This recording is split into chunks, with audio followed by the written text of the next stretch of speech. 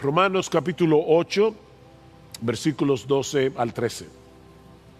Así que, hermanos, somos deudores, no a la carne para vivir conforme a la carne, porque si vivís conforme a la carne, habréis de morir, mas si por el Espíritu hacéis morir las obras de la carne, viviréis.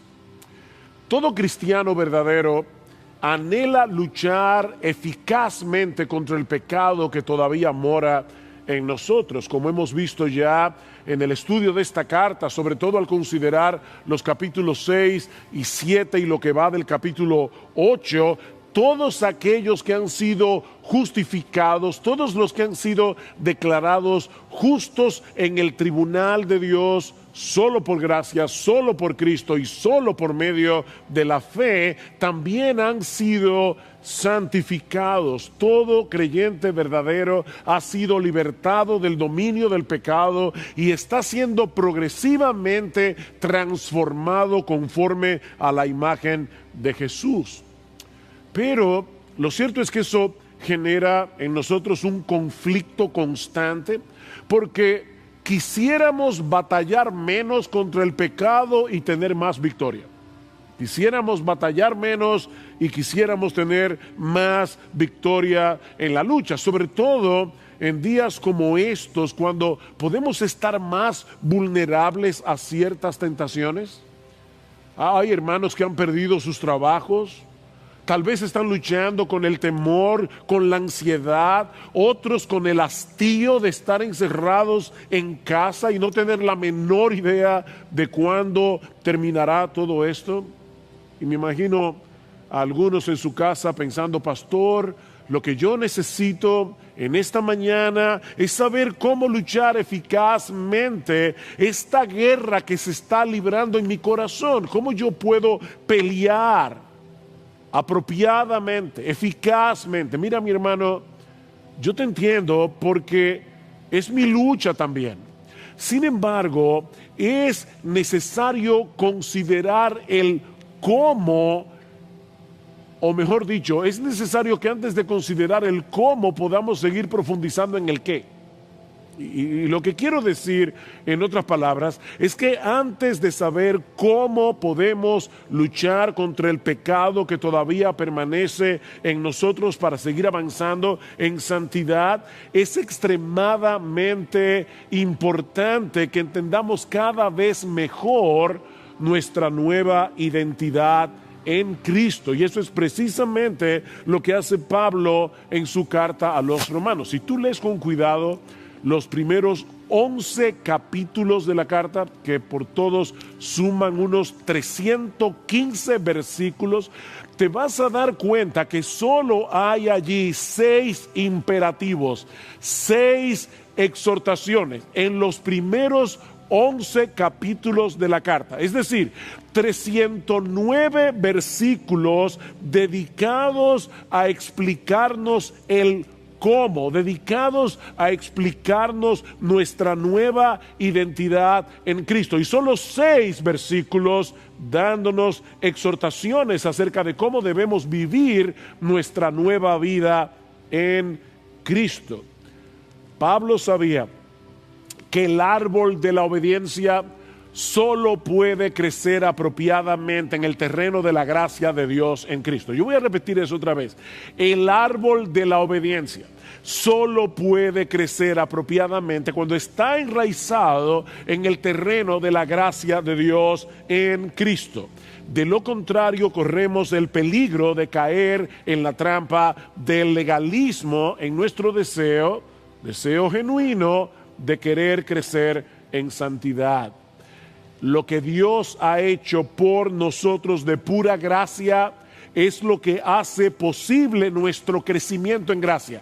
Su obrar viene primero, nuestro obrar viene después. Es por eso que a partir del capítulo 12 de la carta a los Romanos, luego de haber explicado el Evangelio con todo lujo de detalles, encontramos tantas exhortaciones a vivir a la altura de lo que somos como cristianos. Para que tengan una idea, Yo les acabo de decir que en los primeros 11 capítulos de la carta solo hay 6 exhortaciones. En el capítulo 2 ya hay 20 exhortaciones, 20 imperativos, y así en el resto de la carta. Mis hermanos, ¿qué nos está diciendo Pablo aquí?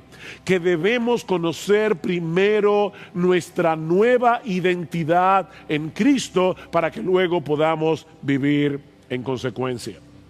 La semana pasada veíamos que todos los cristianos, óyeme bien, todos los cristianos, sin excepción, somos espirituales. No importa si tienen 5 meses en la fe o si tienen 20 años en la fe, todo verdadero cristiano es espiritual, en el sentido de que todos hemos sido regenerados por el Espíritu Santo y en todos nosotros ahora habita el Espíritu Santo. Todos los cristianos son templo del Espíritu de Dios, de manera que tenemos nuevos recursos, tenemos nuevas motivaciones que antes no teníamos para obedecer a Dios y seguir creciendo en santidad.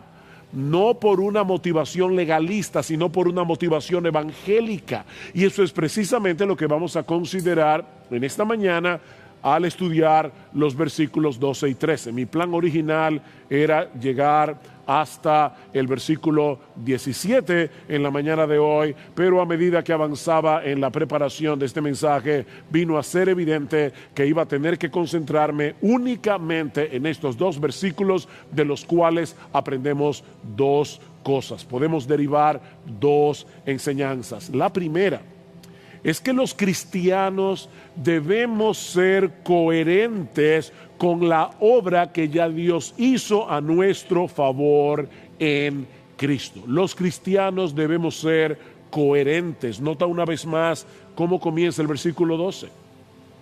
Así que, hermanos, somos deudores, no a la carne para vivir conforme a la carne, porque si vivís conforme a la carne habréis de morir. Aunque en este texto no hay una exhortación explícita, lo que Pablo nos está diciendo aquí es que debemos ser coherentes con la obra que ya Dios hizo a nuestro favor si somos cristianos, a través de la persona y la obra de Cristo. De ahí el así que con que Pablo introduce esta declaración. Y es como si Pablo nos estuviera diciendo, ya que no hay ninguna condenación para aquellos que están en Cristo Jesús, ya que el Espíritu Santo nos libertó de la esclavitud del pecado, ya que Él habita en nosotros para hacer posible nuestra obediencia a Dios, ya que ahora disfrutamos de la vida y de la paz de Dios, y ya que al final de los tiempos el Dios Trino resucitará nuestros cuerpos mortales para vivir eternamente en cuerpo y alma en la presencia de Dios. Por todo eso, ustedes no tienen deuda alguna con el pecado para vivir como antes vivían cuando estaban en la carne. Nuestra obligación no es con no es con la carne, es con el Espíritu. Esa es básicamente la idea. Así que ustedes no tienen una deuda con la carne, ustedes tienen una obligación con el Espíritu. Y no olviden que Pablo se refiere a la carne aquí, no a la piel que recubre nuestros huesos y nuestros músculos. Pablo está hablando aquí de ese principio pecaminoso que domina a los incrédulos y que aún reside en el cristiano como un enemigo permanente que pone resistencia a nuestra obediencia a Dios. Los cristianos no somos carnales, como hemos visto ya, porque ahora el pecado ya dejó de ser nuestro rey, pero mis hermanos, todavía hay carnalidad en nosotros, una carnalidad con la que tenemos que luchar día tras día. El pecado todavía permanece en nosotros, y no como un volcán desactivado. No. Es como un enemigo que se introduce sigilosamente, astutamente en nuestros deseos y ambiciones con el propósito de llevarnos de nuevo al terreno de la obediencia. Mis hermanos, el pecado es muy astuto como para revelar de entrada sus verdaderas intenciones. Él no nos hace ver que su meta es destruirnos, apartándonos de Dios, que es la fuente de todo bien y de toda bendición. No, el pecado se presenta como alguien que quiere ayudarnos a tener una vida más divertida, una vida más emocionante. Alguien me recomendó recientemente un libro escrito por Jared Wilson con un título sumamente sugestivo. Se titula El Evangelio según Satanás.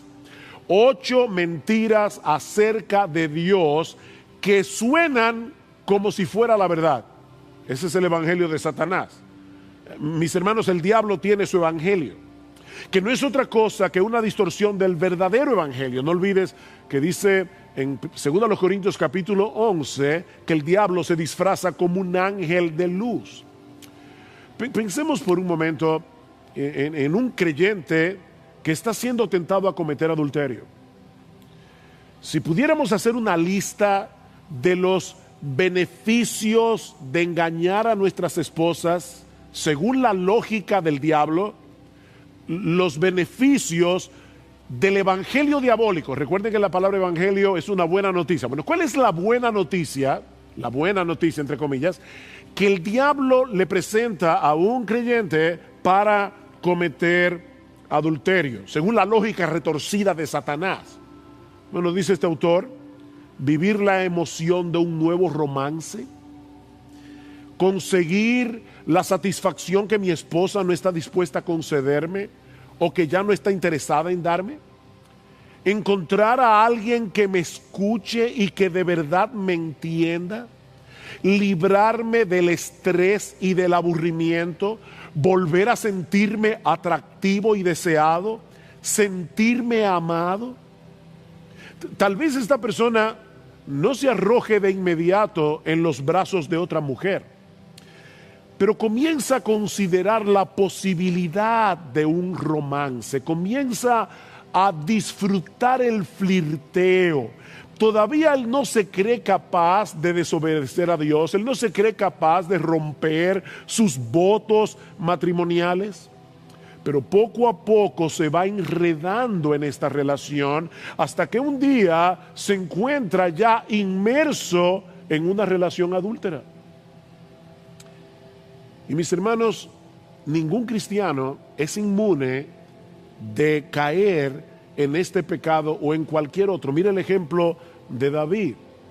A menos que se aplique cada día la lógica del evangelio para contrarrestar la irracionalidad retorcida del pecado, que muchas veces nos parece más lógica que la lógica de Dios. Y eso es precisamente lo que Pablo nos está llevando a hacer en este pasaje. Él nos está ayudando a pensar correctamente, haciéndonos ver que nosotros somos deudores, pero no a la carne, para vivir conforme a la carne.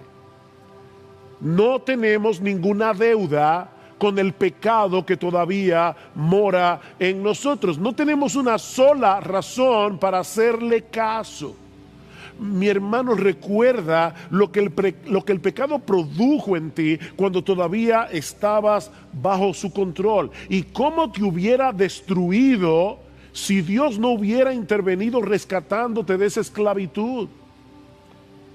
Alguien ha dicho que el pecado está tratando de destruirte desde el día que naciste. El pecado está tratando de destruirte desde el día que naciste. La pregunta es, ¿por qué te vas a unir con las fuerzas del enemigo y pagarle para tu propia destrucción? Eso es lo que Pablo está diciendo. ¿Cómo le vas a pagar al pecado para que siga armándose contra ti y destruirte, cediéndote a los impulsos pecaminosos de tu carne?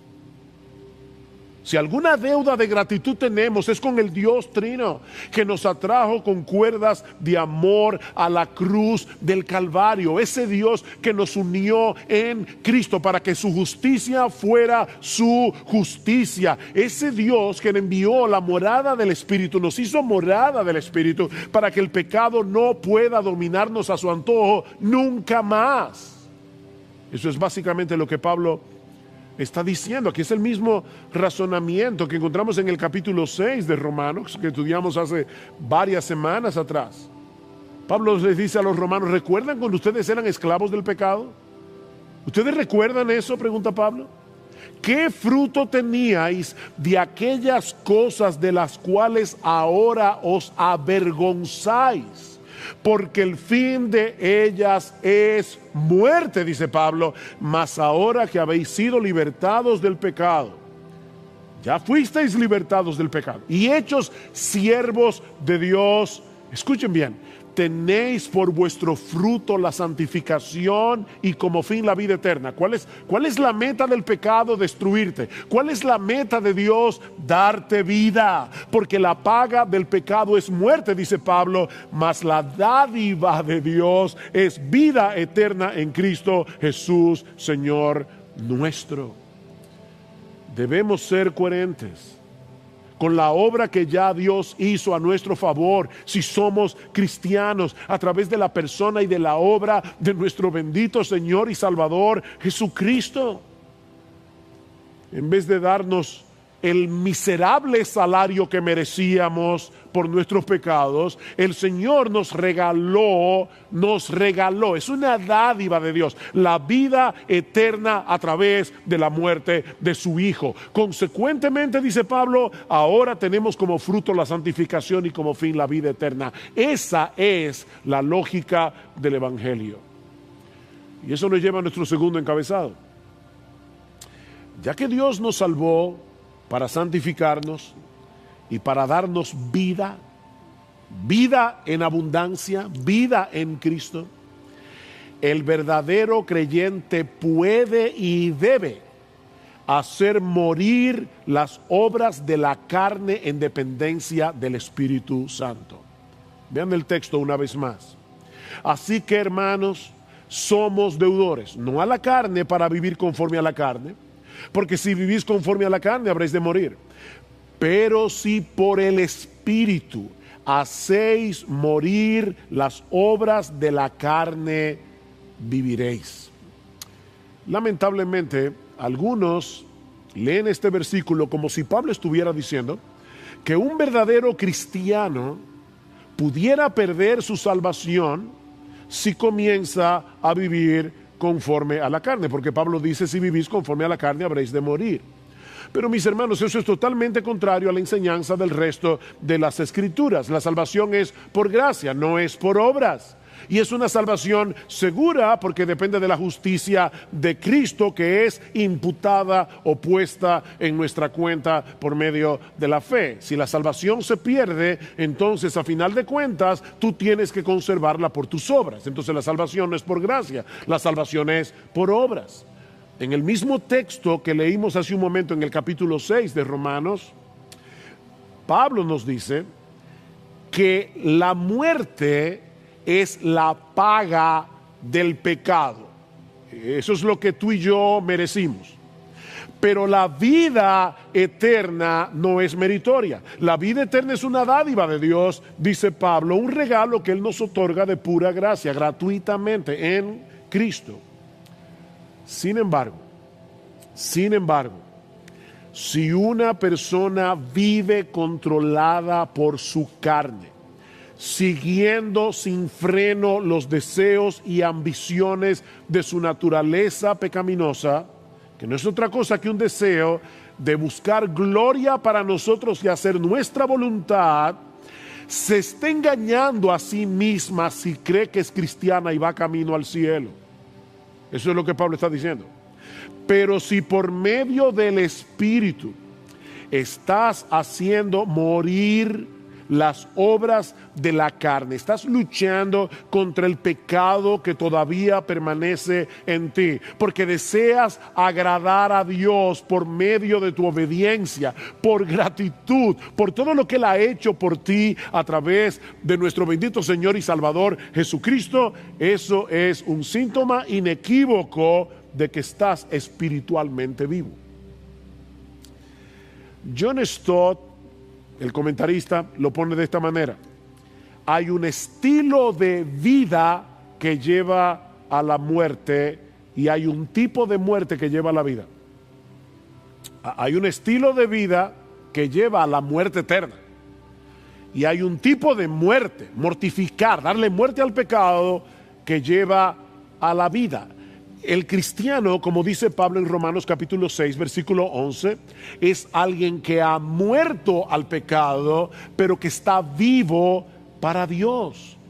De manera que el cristiano se distingue del no cristiano en su práctica constante de darle muerte al pecado que todavía mora en él. Esto no es algo de un momento, es una lucha diaria que no terminará sino hasta el momento de la muerte. Como decía el puritano John Owen, vamos a librarnos de este cuerpo de muerte a través de la muerte del cuerpo. Y es interesante notar la manera como el apóstol Pablo plantea esto aquí en el versículo 13. Porque por un lado, Pablo nos dice que tú y yo somos responsables de darle muerte al pecado. Esa es nuestra responsabilidad, darle muerte al pecado. Que no es otra cosa que repudiar el pecado, resistir al pecado con todas las fuerzas de nuestro ser desde el mismo momento en que percibimos su intención de seducirnos. Eso es algo que nadie hará por nosotros. Somos tú y yo los que debemos darle muerte al pecado. Noten que Pablo no dice, deja que el Espíritu le dé muerte al pecado. No, lo que él dice es darle muerte al pecado. Nosotros somos responsables de hacer eso. Tú y yo somos los verdugos que debemos llevar al pecado, al pabellón de fusilamiento. Eso debemos hacerlo tú y yo. Escucha la advertencia de Jesús en Mateo capítulo 5. Si tu ojo derecho te es ocasión de caer, sácatelo. No espera que te lo saquen. Sácatelo y échalo de ti. Pues mejor te es que se pierda uno de tus miembros y no que todo tu cuerpo sea echado en el infierno. ¿Ven la conexión? Si vivís conforme al pecado, moriréis. Eso es exactamente lo que Jesús está diciendo aquí. Si tu mano derecha te es ocasión de caer, córtala y échala de ti. Y no es algo físico. Él está hablando de la resistencia al pecado. Pues mejor es que se pierda uno de tus miembros y no que todo tu cuerpo sea echado en el infierno. Pablo dice en Colosenses capítulo 3, versículo 5, después de haber dicho que nosotros hemos muerto y que nuestra vida está escondida con Cristo en Dios, dice, haced pues morir. ¿Quién? Tú y yo. Haced morir lo terrenal en vosotros, fornicación, impureza, pasiones desordenadas, malos deseos y avaricia, que es idolatría. Pablo va a decir más adelante en el capítulo 13 de Romanos, el texto que llevó a Agustín de Hipona a la conversión, que debemos vestirnos del Señor Jesucristo y no satisfacer los deseos de la carne. Mi hermano, mi hermana, todo lo que se opone a buscar la gloria de Dios, todo lo que se opone a obedecer los mandamientos de Dios son deseos de la carne y por lo tanto no deben ser satisfechos. Es exactamente lo mismo que dice el apóstol Pedro en su primera carta, primera de Pedro capítulo 2, versículo 11. Amados, yo os ruego como extranjeros y peregrinos que os abstengáis de los deseos carnales que batallan contra el alma. Eso es algo que debemos hacer tú y yo. Sin embargo, Pablo reconoce al mismo tiempo que eso es imposible de hacer para nosotros si no es en dependencia del Espíritu Santo. Tú y yo tenemos una responsabilidad que de antemano sabemos que no vamos a poder cumplir si no es en dependencia del Espíritu de Dios, porque si vivís conforme a la carne, moriréis, o habréis de morir. Pero si por el Espíritu hacéis morir las obras de la carne, viviréis. Es por la obra regeneradora y santificadora del Espíritu que fuimos libertados del poder del pecado. Y es por la obra del Espíritu en nosotros que podemos darle muerte. Otra vez cito aquí John Stott. Solo el Espíritu Santo puede proporcionar el deseo, la determinación y la disciplina necesaria para rechazar el pecado. Solo el Espíritu Santo puede darnos el deseo, la determinación y la disciplina para rechazar el pecado. Ahora bien, ¿cómo funciona esto en la práctica? En otras palabras, ¿cómo puede el creyente ser responsable en darle muerte al pecado, pero en el poder del Espíritu Santo? ¿Cómo funciona eso? Esa sinergia entre mi responsabilidad y el Espíritu, que aparece en casi toda la Biblia. Ocupaos en vuestra salvación con temor y temblor, porque Dios es el que en vosotros produce así el querer como el hacer por su buena voluntad. ¿Quién es el que se ocupa en su salvación? Tú y yo. ¿Por qué podemos hacerlo? Porque Dios produce el querer como el hacer por su buena voluntad. Bueno, ¿cómo funciona esto? Bueno, en primer lugar, reconociendo ambas realidades en nuestras vidas si somos cristianos, la presencia del pecado y la presencia del Espíritu. Reconoce eso, ambas realidades. La razón por la que Pablo nos exhorta a hacer morir las obras de la carne es porque él reconoce la realidad de la presencia del pecado en nuestra vida. Mi hermano, nunca, y perdona que lo repito otra vez, nunca llegará el momento en tu vida cristiana en que puedas bajar la guardia en esta guerra. Nunca vas a llegar a tal grado de madurez en tu vida cristiana que el pecado ya no va a ser un problema para ti. Otra vez cito aquí a John Owen, que habló de este tema tan ampliamente y tan sabiamente, un ministro puritano del siglo XVII. John Owen decía, escuchen esto con cuidado: el pecado nunca está menos quieto que cuando parece estar más quieto. Voy a repetir eso. El pecado nunca está menos quieto que cuando parece estar más quieto, y sus aguas son más profundas cuando parecen más mansas. Lo que él está tratando de advertir es que el creyente que se siente satisfecho con su vida espiritual, que no está percibiendo la guerra del pecado contra él, está en peligro. Está en peligro. No está consciente de la maldad que hay en su propio corazón. Y va a terminar bajando la guardia tarde o temprano en su lucha contra el pecado. Así que, mi hermano, nunca olvides que el pecado continúa residiendo en ti.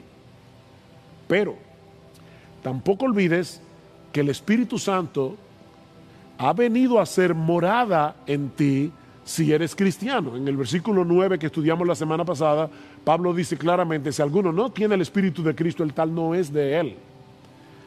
Y en ese sentido estaba pensando que nosotros debemos darle gracias al Señor. Esto que voy a decir es muy profundo, yo espero que estén despiertos, pero debemos darle gracias al Señor de que los versículos 12 y 13 de Romanos 8 están después de los versículos 1 al 11. Es profundo, ¿verdad? Lo que quiero decir, mis hermanos, es que necesitamos ampararnos en las grandes verdades de los primeros 11 versículos de Romanos 8 antes de llegar a Romanos 12 y 13. De lo contrario, vamos a ser vencidos antes de comenzar a pelear esta guerra. Pero en segundo lugar, darle muerte al pecado en dependencia del Espíritu Santo significa llevarnos o llenarnos de la palabra que el Espíritu inspiró.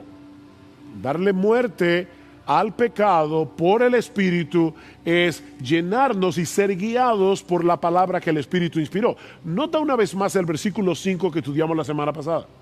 Pablo dice: porque los que viven conforme a la carne ponen la mente en las cosas de la carne, pero los que viven conforme al Espíritu, debemos suplir ahí, ponen la mente, fijan su mente en las cosas del Espíritu. La pregunta es, ¿y qué son esas cosas del Espíritu a las que Pablo se refiere aquí?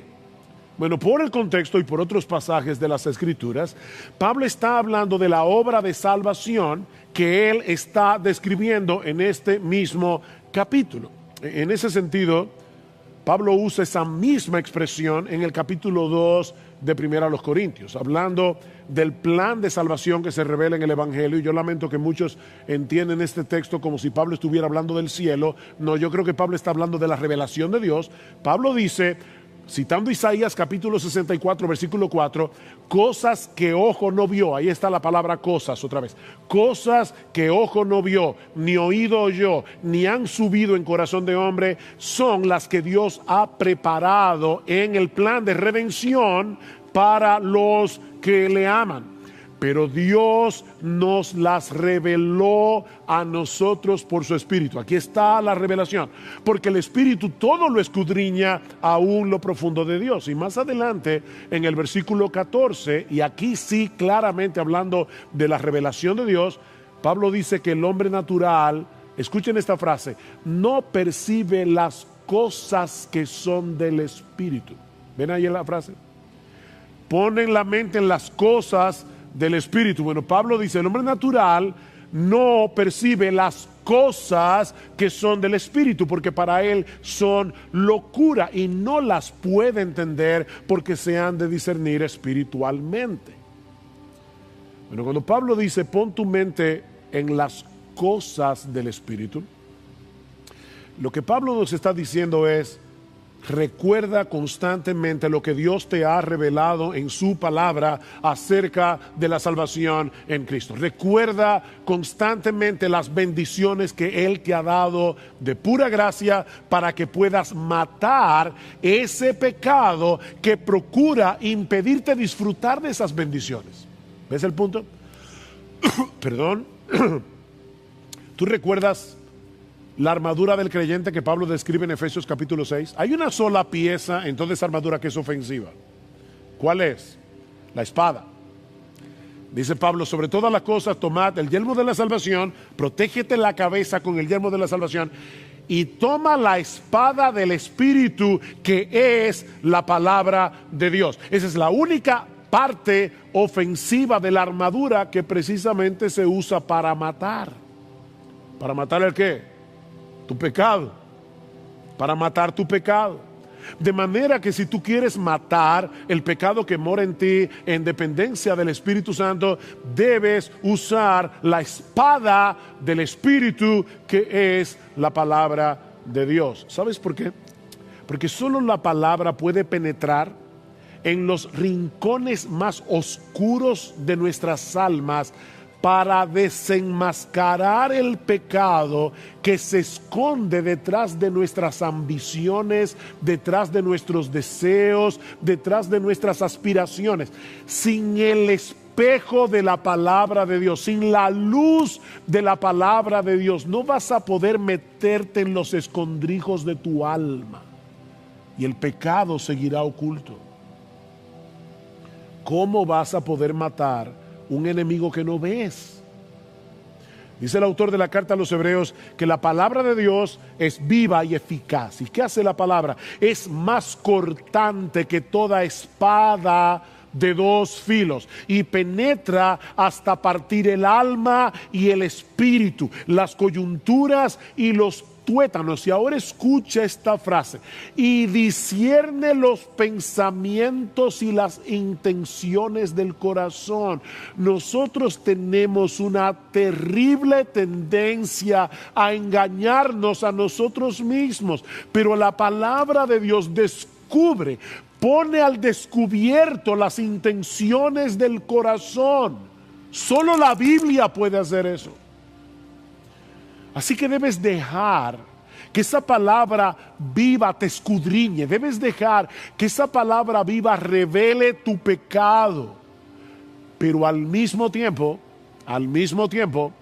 debes apropiarte por la fe de esa palabra inspirada por el Espíritu para poder vencer al pecado en dependencia del Espíritu. Mira, mi hermano, no trates de matar la carne en la carne. Déjame repetir eso de nuevo. No cometas el error, y se puede hacer eso, tratar de matar la carne en la carne. Alguien lo puso de esta manera. No trates de luchar con el pecado predicándote mini sermones de la ley, que es lo que hacen muchos creyentes. Si hago esto, Dios me va a castigar. Es un mini sermón de la ley. O al final voy a sentirme avergonzado. O eso va contra mis principios cristianos. O no voy a soportarme después verme al espejo.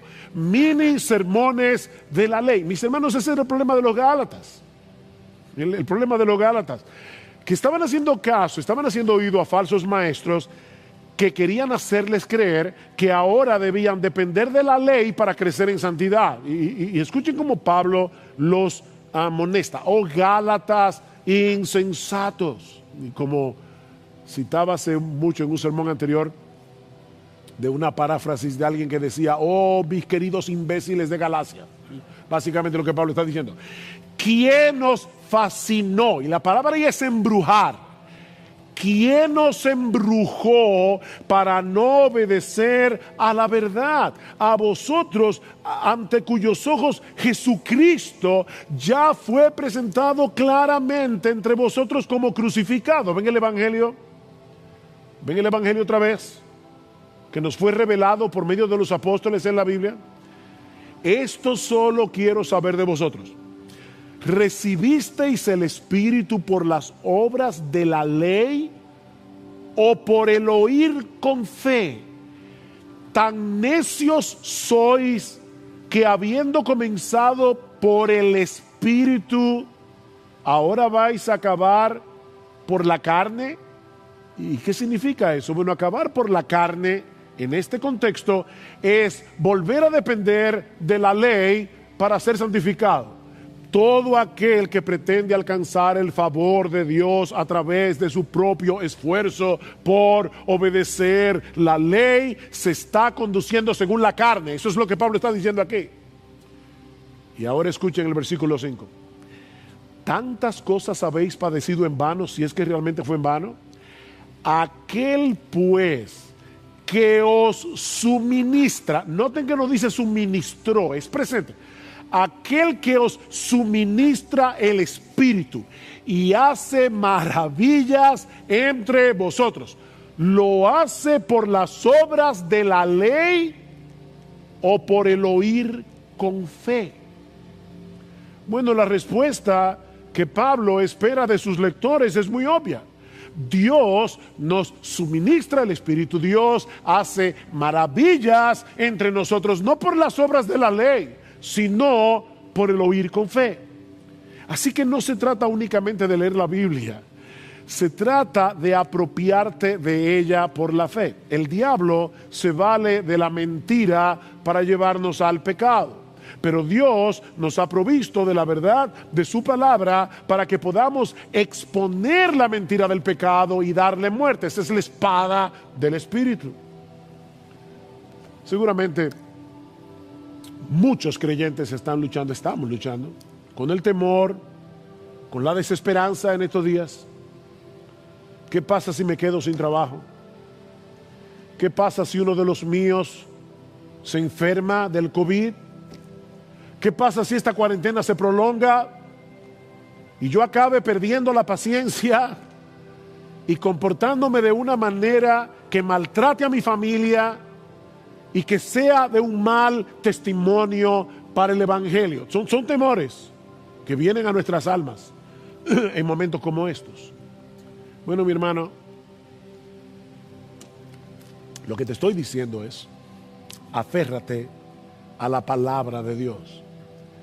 Aférrate a lo que Dios nos ha revelado en su palabra. Créelo por fe. Créelo. Sabemos por la Escritura que nuestro Dios es bueno, que para siempre es su misericordia. Sabemos que Él es soberano, que Él está en control. Sabemos que todas las cosas obran para bien, todas las cosas obran para bien, para aquellos que han sido llamados conforme a un propósito muy particular, y es conformándose a la imagen de su Hijo. Y Él usa las pruebas, Él usa las aflicciones para hacer eso. Mira, si en medio de esta cuarentena nos sentimos exhaustos, física, emocional, espiritualmente, eso no elimina la realidad de lo que nosotros sabemos de las Escrituras. Nosotros sabemos que las misericordias del Señor jamás terminan. Eso no depende de cómo tú te sientas. Eso depende de la fidelidad de Dios. Las misericordias del Señor jamás terminan, pues nunca fallan sus bondades. Nuevas son cada mañana. No importa cuánto dure esta cuarentena, no importa cuánto dure esta pandemia, las misericordias del Señor seguirán renovándose cada mañana, porque grande es su fidelidad.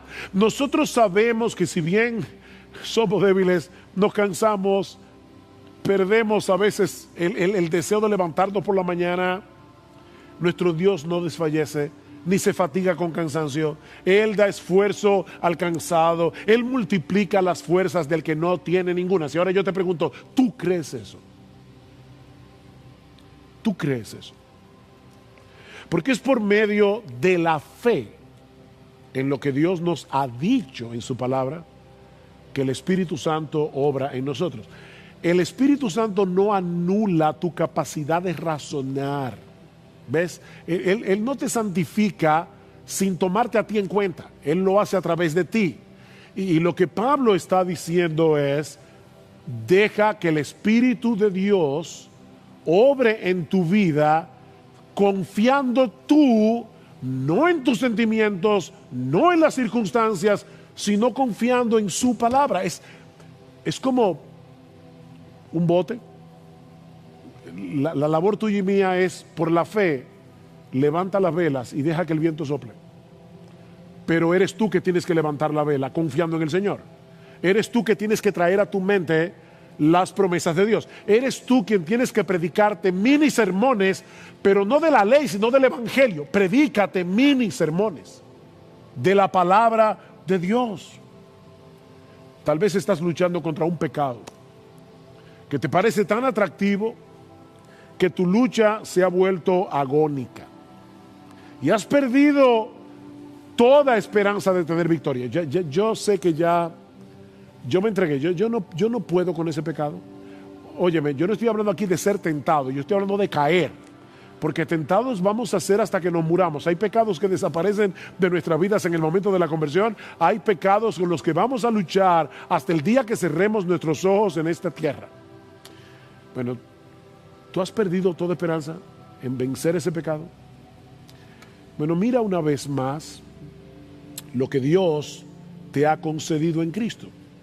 Alimenta tu corazón de gratitud al ver en su palabra lo que Él ha hecho, hace y hará a favor de su pueblo gratuitamente por gracia. Y sobre todas las cosas vuelve a mirar en su palabra la gloria y hermosura, el valor supremo de nuestro gran Dios y Salvador Jesucristo, porque es contemplando el brillo de su gloria que somos transformados de gloria en gloria en la misma imagen como por el Espíritu del Señor. El Espíritu nos transforma, nos ayuda a lidiar con el pecado que nos hace muy diferentes a Jesús a través de su palabra.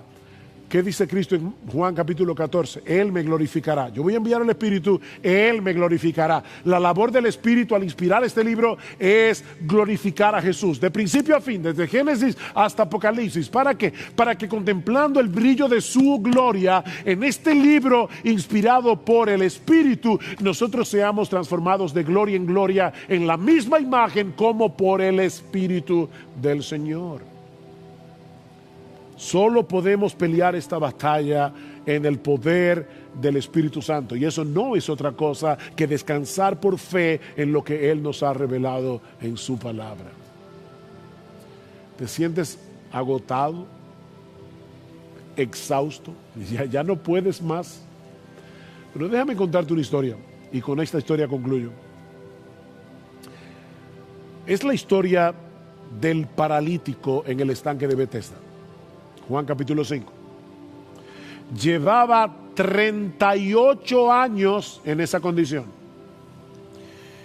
Y Cristo viene y le pregunta, ¿tú quieres ser sano? Esa es una pregunta extraña. Si alguien hubiera estado ahí diría, pero claro que quiere ser sano. Pero Cristo sabía, y esto es una especulación mía, lo admito, pero creo que es una especulación que tiene cierta base por el texto, que este hombre no solo sufría parálisis en sus pies, sino también en su voluntad. Él no solo estaba paralizado de sus pies, estaba paralizado en su voluntad. ¿Tú quieres ser sano? Después de 38 años en esa condición, probablemente este hombre habría perdido toda esperanza. Pero entonces Cristo le dice, y aquí viene la parte fantástica de esta historia, levántate, toma tu camilla y anda. Por supuesto, lo que Jesús le está pidiendo era imposible. Él no podía hacer eso, él no tenía la capacidad de hacer lo que Jesús le está mandando a hacer, como tú y yo no tenemos capacidad en nuestras propias fuerzas de luchar contra el pecado. Pero aún así, él decidió levantarse confiando en las palabras de Jesús. ¿Y sabes qué pasó? Quedó completamente sano de su parálisis. Mi hermano, ¿tú quieres matar el pecado que mora en ti? ¿Tú quieres matar el pecado? Porque de no ser así, tú no eres cristiano y vas camino al infierno. Eso es lo que Pablo dice aquí. Si vivís conforme a la carne, habréis de morir. Y está hablando de la muerte eterna en el infierno. Si tú no quieres matar el pecado, si tú quieres seguir regodeándote en tu pecado, si tú amas tu pecado más de lo que amas a Dios, no te engañes a ti mismo, tú no eres cristiano. Tú no eres cristiano. Tú necesitas venir a Cristo en arrepentimiento y fe, confiando únicamente en Él, confiando únicamente en su obra de redención para el perdón de sus pecados y para obtener de pura gracia el don de la vida eterna en Cristo. Pero si tú eres cristiano, si en el fondo de tu corazón tú anhelas agradar a Dios, es una guerra, es una lucha, tú anhelas agradar a Dios por medio de tu obediencia, movido por la gratitud de su obra en Cristo, mi hermano, levántate en el poder del Espíritu Santo, confiando en su palabra y dale muerte al pecado que mora en ti. Resista al pecado que mora en ti. Y cuando seas vencido por alguna tentación, porque vas a ser vencido, vuelve al trono de la gracia y arrepiéntete de haber ofendido a tu Señor. No es que perdiste la salvación y ahora la estás ganando de nuevo. No, tú eres el hijo que ha ofendido a su padre y vienes a Él a renovar tu relación de amor con Él. Vuelve al trono de la gracia. Arrepiéntete de haber ofendido a tu Señor, confiando en que si confesamos nuestros pecados, Él es fiel y justo para perdonar nuestros pecados y limpiarnos de toda maldad. Y vuelve al campo de batalla para seguir peleando, sabiendo que estamos del lado del vencedor y que algún día esta guerra terminará para siempre cuando estemos en la bendita presencia de nuestro Dios, contemplando y deleitándonos en su gloria por los siglos de los siglos. Toma de nuevo la espada del Espíritu, que es la palabra de Dios, vuelve al campo de batalla y sigue peleando. sigue peleando día tras día.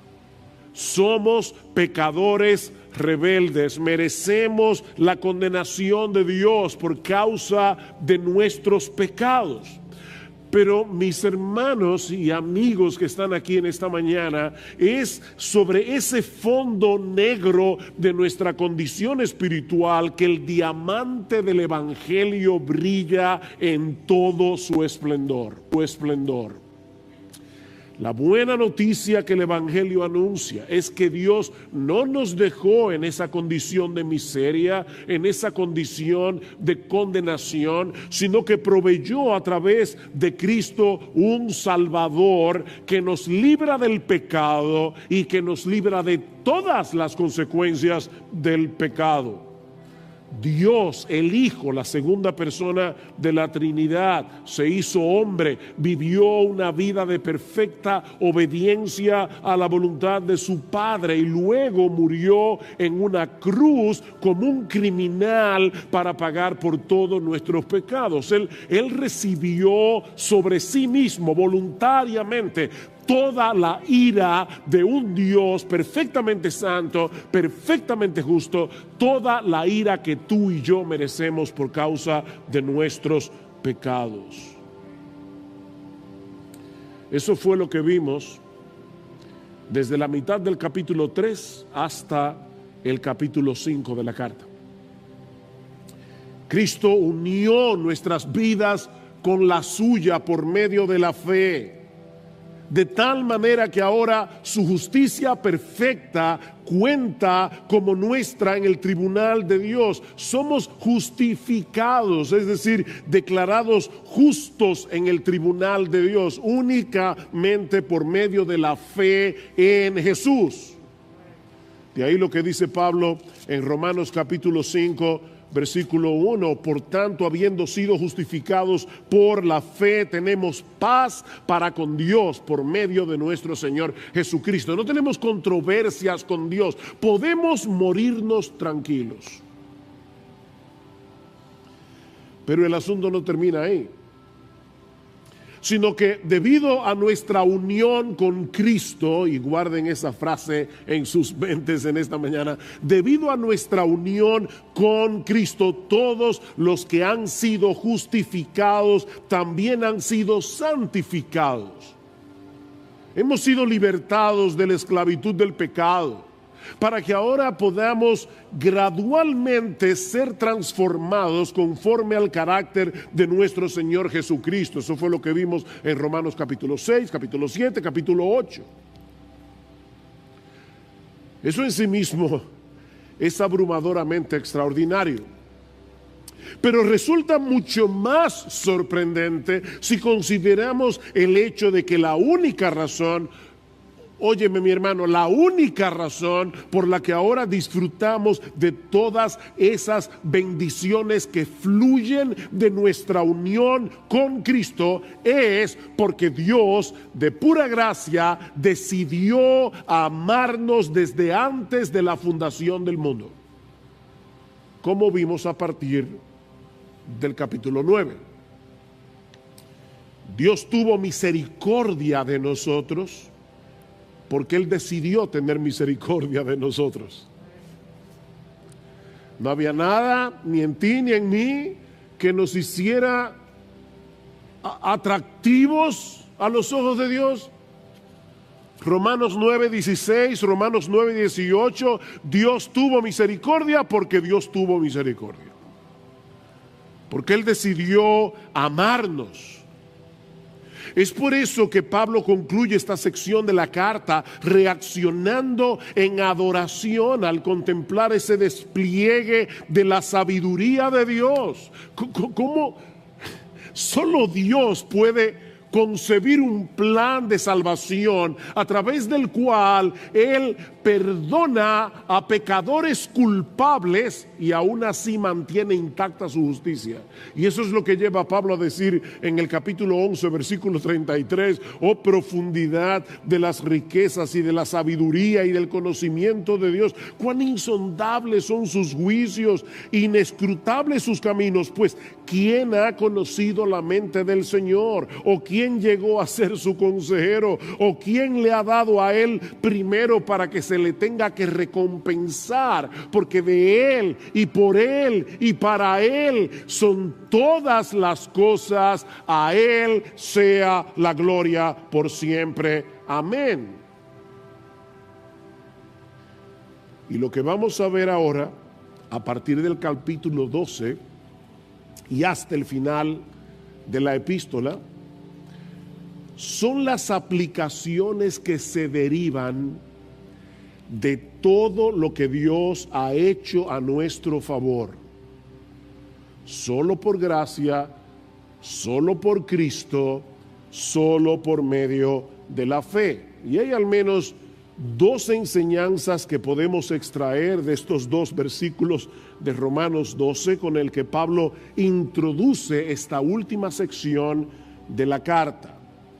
La primera es que la vida cristiana práctica, porque recuerden, ahora vamos a ver las aplicaciones.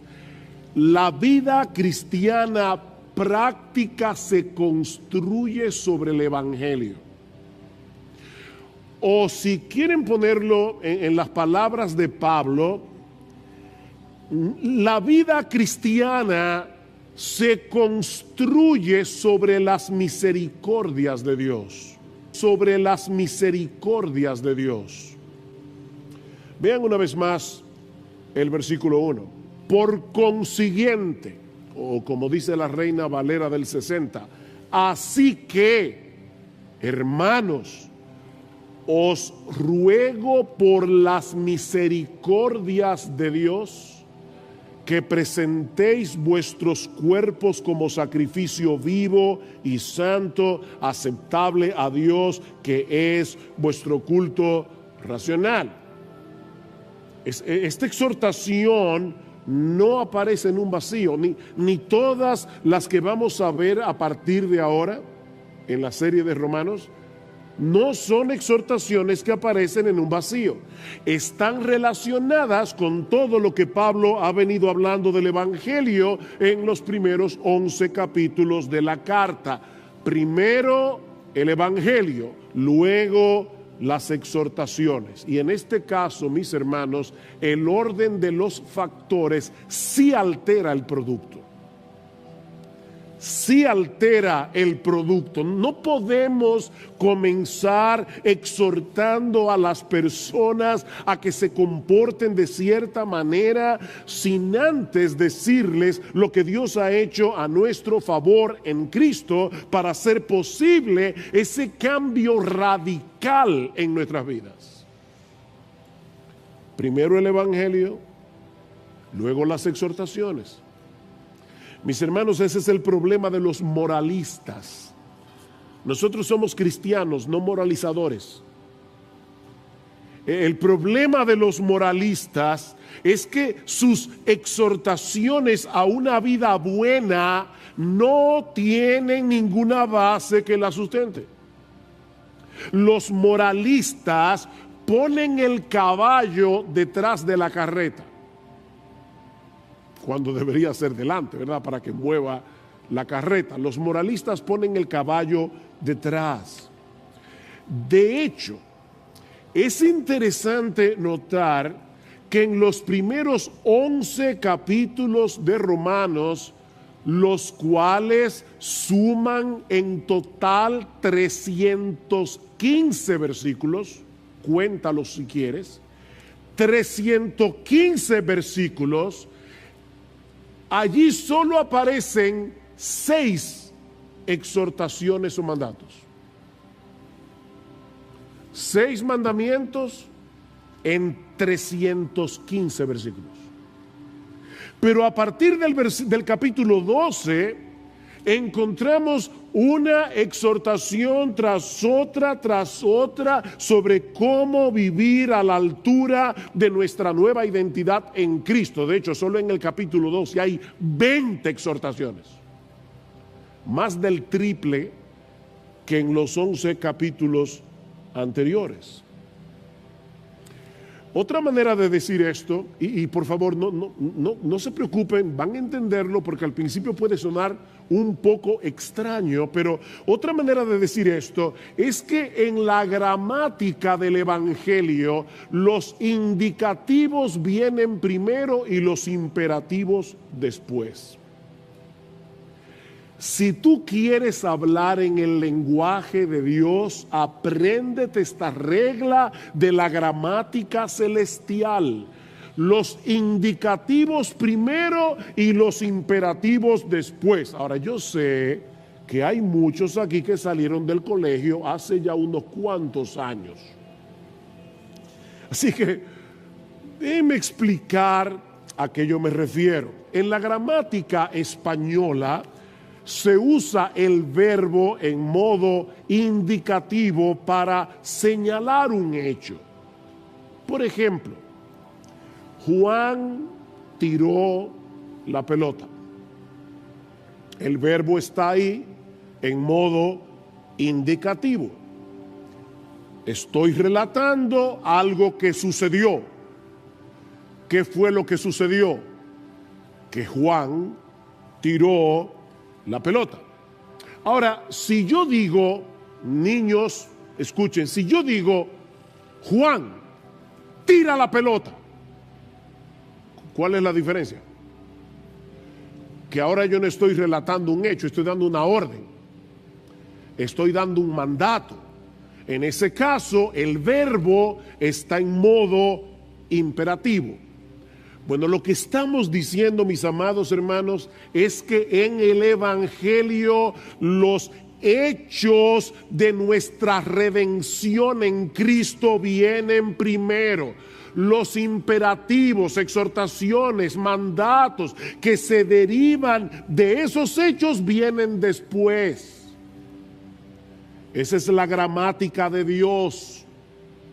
El Evangelio contiene exhortaciones, de hecho lo vemos en nuestro propio texto de hoy en la mañana, pero como bien señala el teólogo escocés Sinclair Ferguson, estas exhortaciones se encuentran enraizadas en el rico suelo de la gracia.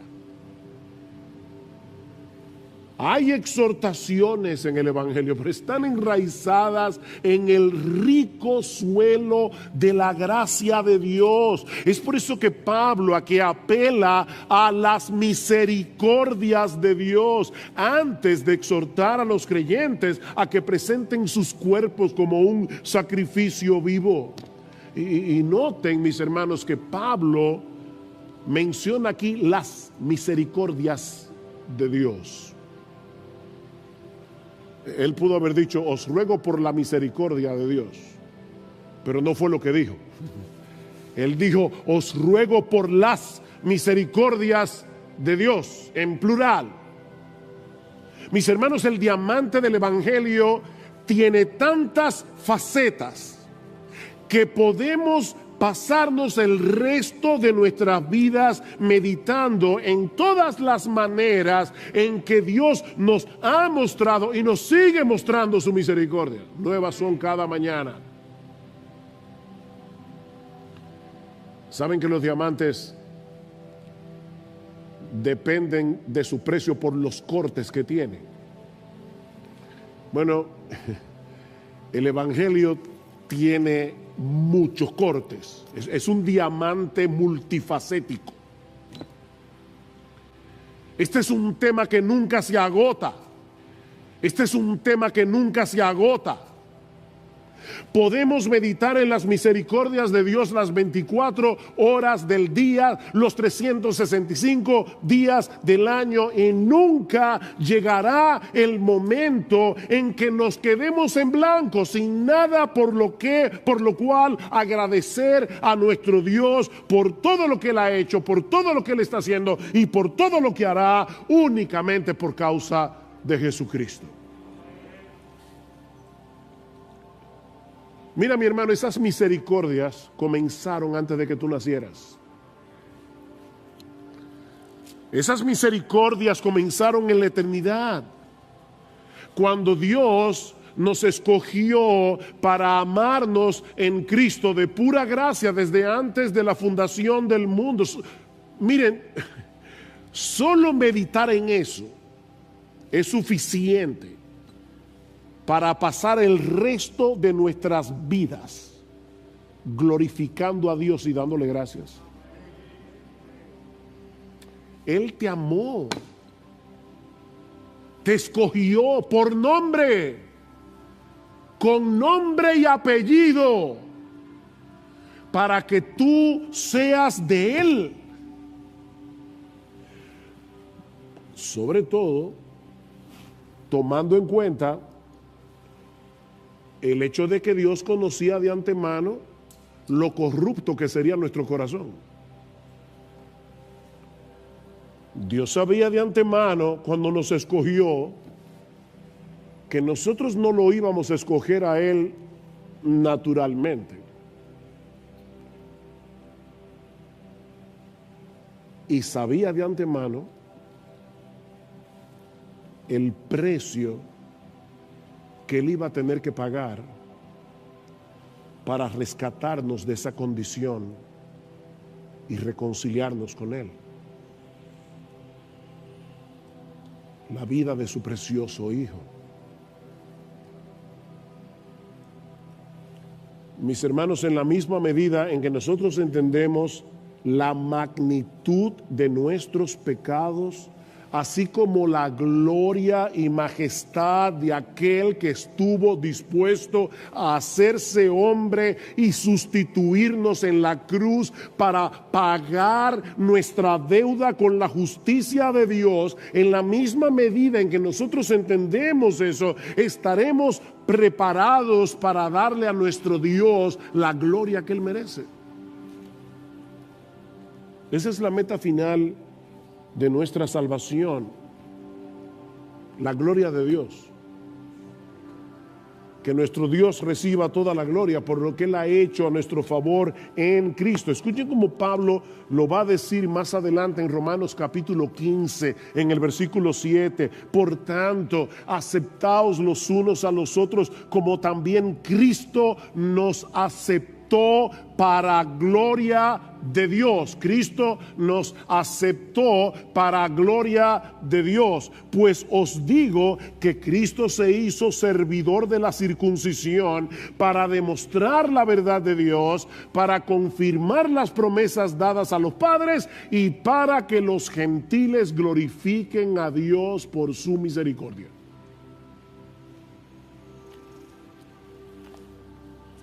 Cristo se hizo hombre para todo eso,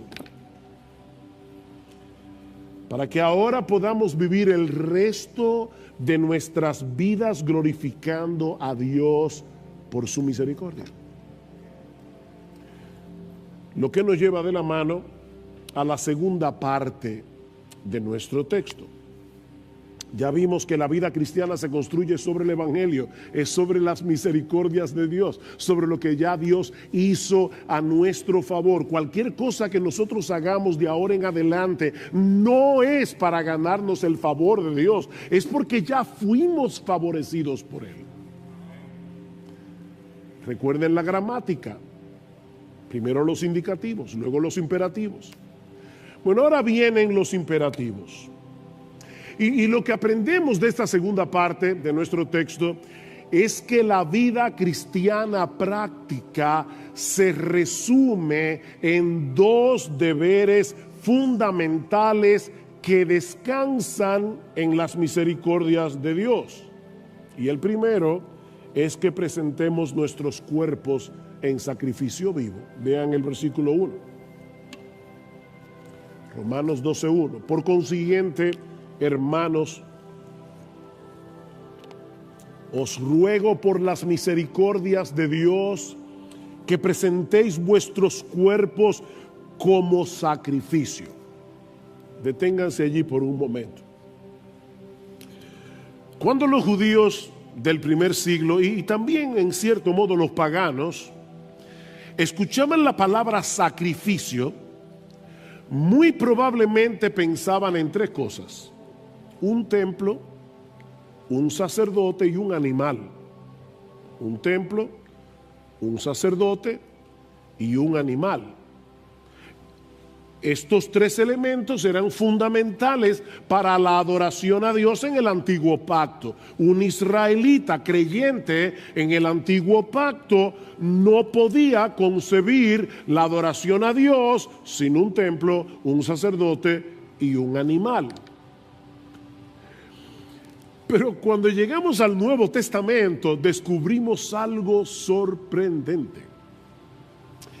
Y es el hecho de que estos tres elementos del antiguo pacto, el templo, el sacerdote y el sacrificio, señalaban hacia nuestro Señor Jesucristo. Hacia nuestro Señor Jesucristo. Él es el templo final de Dios. Ustedes recuerdan en Juan capítulo 2 cuando Cristo le dice a los judíos: destruid este templo y en 3 días yo lo levantaré. Y ellos decían: ¿cómo es posible que este templo, el que Herodes estaba reconstruyendo, ha durado 40 años en su reconstrucción y tú lo vas a levantar en 3 días? Pero dice Juan 2:21, pero él hablaba del templo de su cuerpo. Jesucristo es el templo final de Dios. Por eso es que ya no adoramos ni en Jerusalén, ni aquí, ni allí.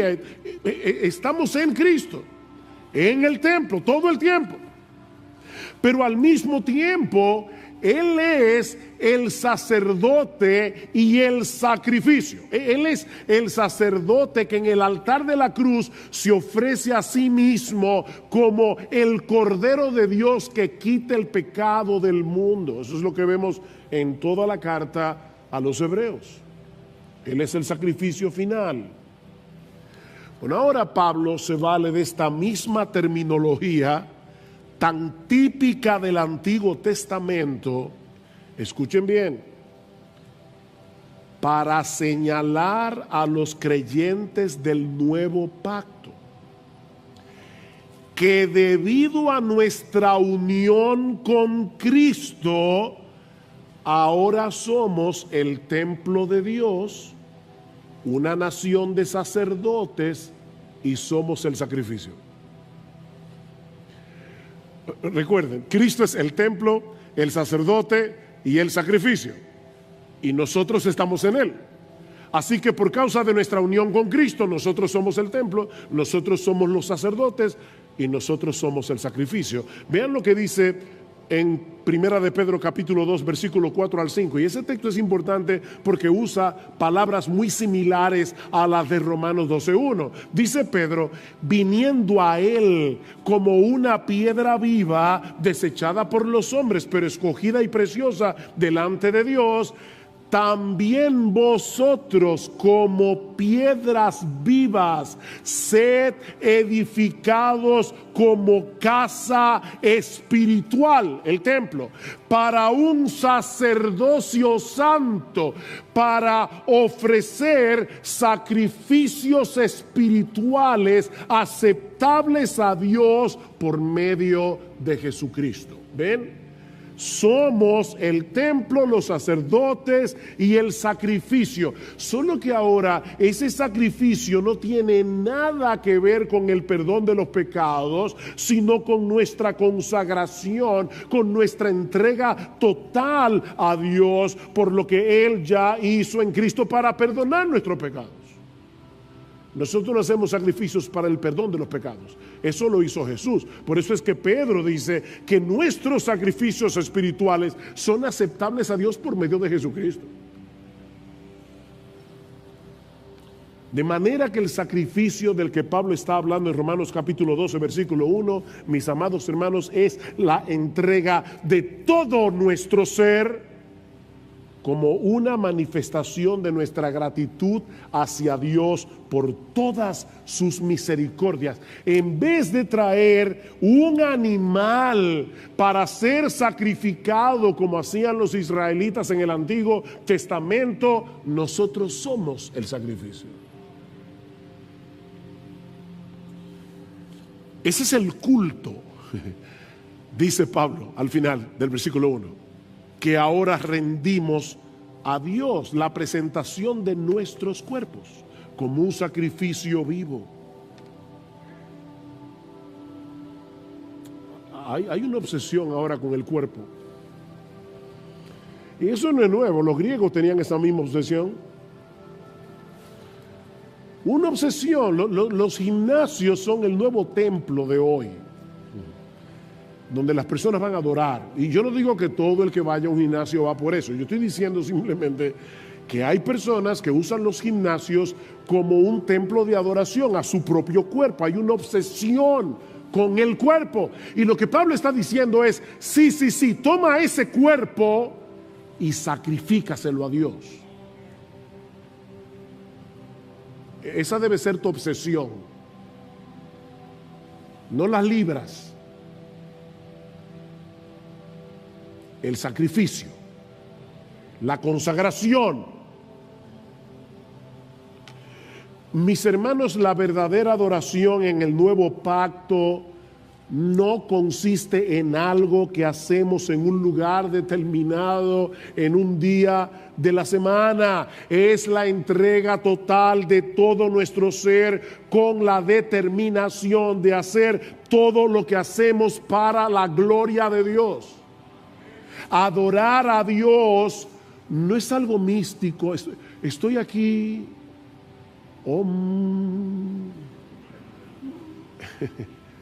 No, esto es algo bien concreto.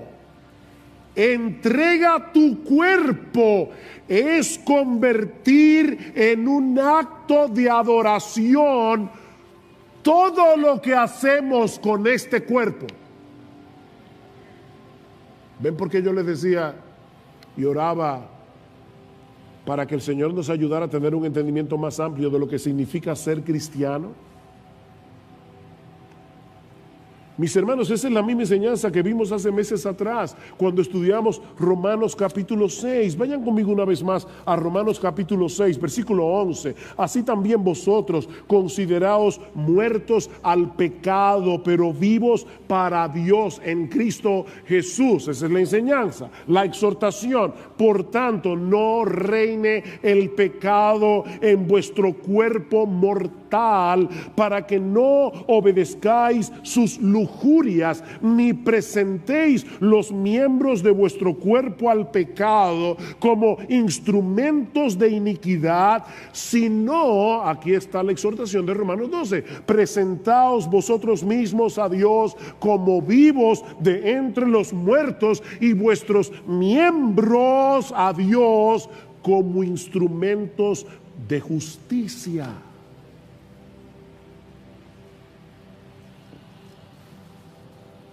Dice John Piper, lo que esto significa es que tú vas a convertir, todo lo que haces con tu cuerpo en una demostración de que Dios es tu tesoro. Deja que cada acto de tu cuerpo vivo muestre que Cristo es más precioso para ti que cualquier otra cosa. Que cada acto de tu cuerpo vivo sea una muerte para todo lo que deshonra a Jesucristo.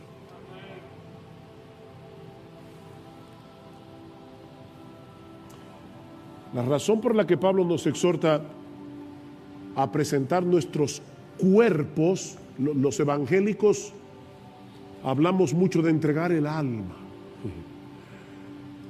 Vamos a salvar almas. No, vamos a salvar gente que tienen cuerpo y tienen alma. Y cuando Cristo salva, salva el cuerpo y el alma. No una sola cosa.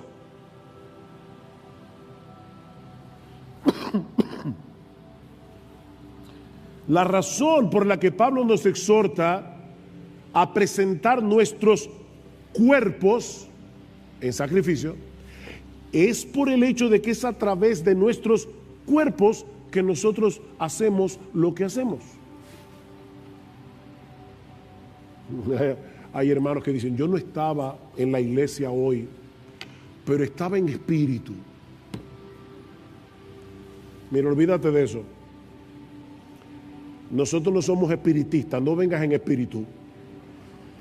Tú tienes que venir con tu cuerpo, con tus pies, con tu cuerpo, con tu mente, con tu cabeza, para alabar a Dios con tus labios, para escuchar la palabra con reverencia con tus oídos. Es tu cuerpo. Es con nuestros cuerpos que nosotros pecamos. Y es con nuestros cuerpos que servimos a Dios.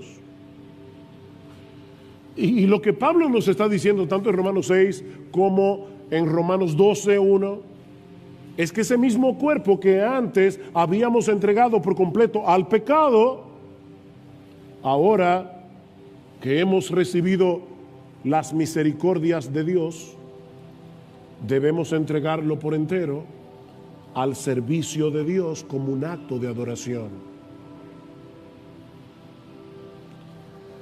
Es en ese sentido que Pablo dice en 1 Corintios capítulo 6, versículo 13, que nuestro cuerpo es para el Señor y el Señor es para el cuerpo.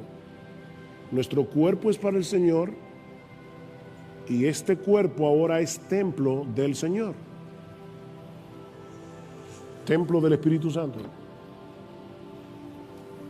Tenemos una nueva vida en Cristo que debemos vivirla procurando intencionalmente agradarlo a Él en todo lo que hacemos con nuestros cuerpos. Y Pablo le llama sacrificio porque se trata de algo que hacemos deliberadamente y que muchas veces resultará costoso y doloroso debido al pecado que todavía mora en nosotros. Córtate la mano, sácate los ojos.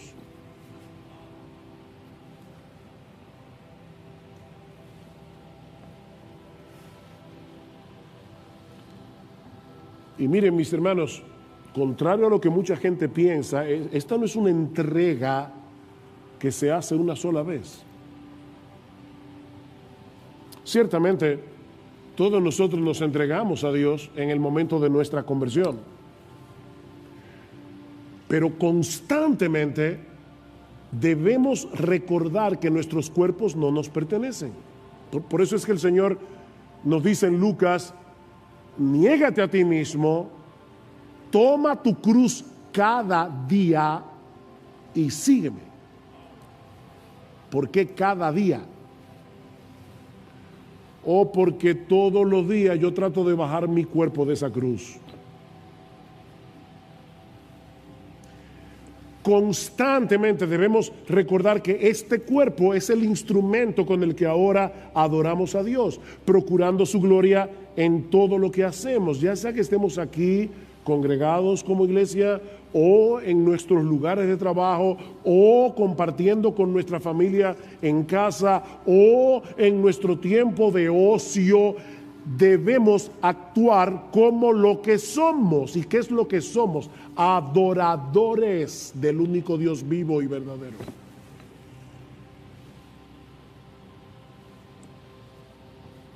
Alguien decía, me encanta esto. Me encanta esto. Adorar es vivir tu vida de tal manera que por lo que dices, lo que piensas, lo que sientes, lo que haces con tus brazos, con tus labios, con tus ojos, con tus piernas, con tus manos, todo demuestra que Él es más valioso que cualquier otra cosa. Eso es adorar.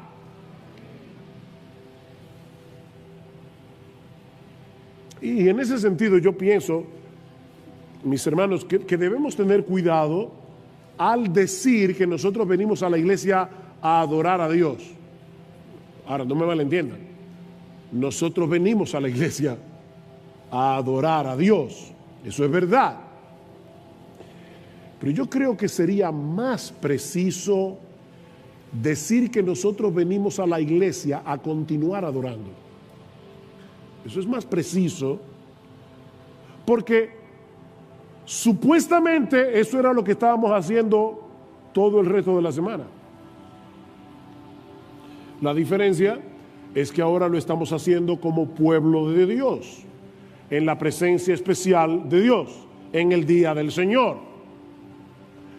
Lo que ocurre en este lugar cada domingo debe ser una extensión de esa vida que vivimos el resto de la semana para la gloria de Dios.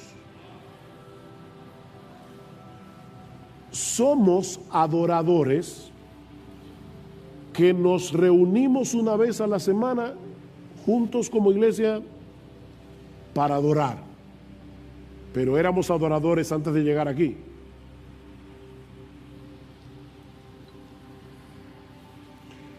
Y esa es una idea que se repite una y otra vez en el Nuevo Testamento. Por solo citar algunos textos en Filipenses capítulo 3, ¿recuerdan que leyó Marcos? Nosotros somos la verdadera circuncisión, los que en espíritu adoramos a Dios y nos gloriamos en Cristo Jesús. ¿Cuándo es eso? Cuando estamos aquí en la iglesia, los 7 días de la semana.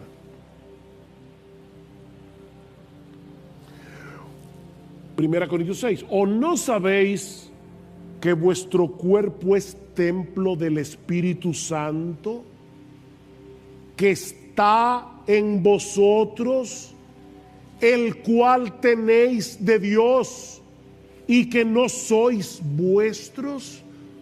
Somos templo 24/7, el creyente.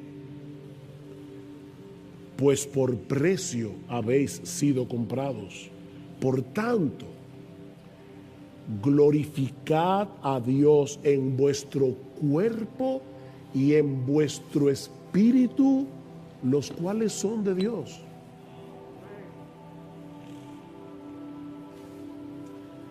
Sí, pastor, por eso es que yo hago mi devocional todos los días. Nadie ha mencionado aquí la palabra devocional. 1 Corintios 10:31. Si pues coméis o bebéis o hacéis otra cosa, hacedlo todo para la gloria de Dios. Todo. Amén. Mira, mi hermano, déjame decir esto con dulzura, un corazón pastoral. De nada sirve venir a la iglesia y cantar himnos con toda emoción y cerrar los ojos y levantar las manos. Y ustedes saben que yo ni estoy en contra de cantar con emoción, todo lo contrario, ni de cerrar los ojos, yo lo hago todo el tiempo, o levantar las manos. Pero mira, mi hermano, mi hermana, de nada sirve hacer todo eso para luego vivir el resto de la semana haciendo tu voluntad y buscando tu propia gloria.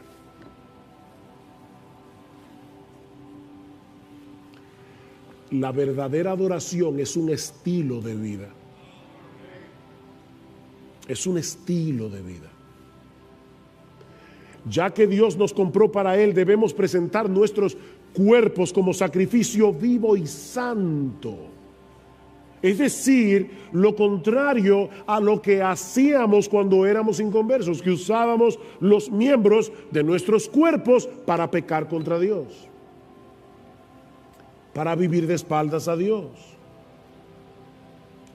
Ese sacrificio, dice Pablo, es aceptable a Dios. Y eso parece que está de más. Pero Pablo quiere enfatizar el hecho de que nuestra meta en la vida ha sido reorientada. ¿Oíste eso? Nuestra meta en la vida, en el momento de la conversión, fue reorientada radicalmente. En vez de procurar agradar a los demás, en vez de procurar agradarte a ti mismo, nuestra meta es agradar a Dios.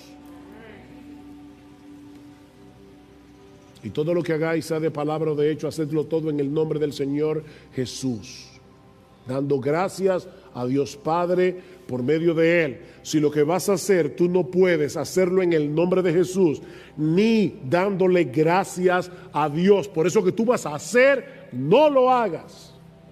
no lo hagas.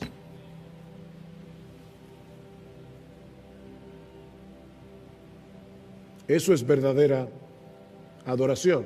Y no lo hacemos, yo repito otra vez, para ganarnos el favor de Dios, sino porque ya fuimos favorecidos. Para ganarnos el favor de Dios, sino porque ya fuimos favorecidos. De pura gracia. Por eso es que Pablo dice al final del versículo 1 que eso es nuestro culto, la palabra es latría. Idolatría es adorar un ídolo. Bueno, esa latría solo se le debe a Dios. No a María, ni a los ángeles, ni a los santos. Solo a Dios. Y Pablo dice, esa es nuestra latría, nuestro culto lógicos, dice el griego, de donde viene nuestra palabra lógico. Es nuestro culto racional, es nuestro culto razonable. Mis hermanos, esa entrega total de todo nuestro ser es la única respuesta razonable a las misericordias de Dios. Es lo único razonable que tú puedes hacer, que yo puedo hacer. Dice un comentarista: una vez que tienes un entendimiento claro de la misericordia de Dios, cualquier otra cosa que no sea un sacrificio total y completo de ti mismo a Dios es completamente irracional. Si pones este texto al revés, todo lo que no sea una entrega a Dios total es irracional. Lo que nos lleva al segundo deber. Recuerden que hemos dicho, nuestro mensaje tiene 2 puntos, no quiero que te pierdas en la estructura. Primer punto, la vida cristiana se construye sobre el Evangelio. En segundo punto, la vida cristiana práctica se resume en 2 deberes fundamentales. ¿Cuáles son esos 2 deberes fundamentales? Primero, entrega todo tu cuerpo como sacrificio, pero no vas a poder hacer eso sin hacer lo segundo. Debemos dejarnos transformar por la renovación de nuestra mente. Versículo 2, Romanos capítulo 12, versículo 2. Y no os adaptéis a este mundo, sino transformaos mediante la renovación de vuestra mente, para que verifiquéis cuál es la voluntad de Dios, lo que es bueno, aceptable y perfecto. Aquí tenemos un mandamiento negativo, un mandamiento positivo. El mandamiento negativo: no nos adaptemos a este mundo. Hay una paráfrasis del Nuevo Testamento que lo pone de esta manera: no permitan que el mundo que los rodea los comprima para adaptarlos a su propio molde.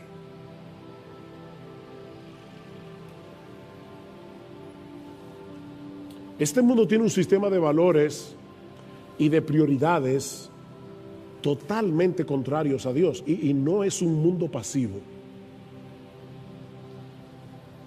Este sistema mundano en el que nosotros vivimos, cuando hablamos del mundo aquí, no nos estamos refiriendo al planeta Tierra, nos estamos refiriendo a ese sistema de maldad que impera en este mundo y que es contrario a Dios.